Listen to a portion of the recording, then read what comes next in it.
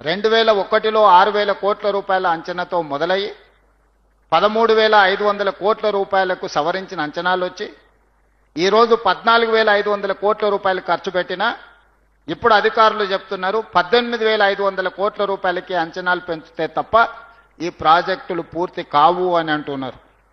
2001లో 6,000 కోట్లతో ప్రయాణం మొదలైతే ఈరోజు 18,500 కోట్లకి ప్రాజెక్టుల అంచనా విలువలు పెరిగినాయి.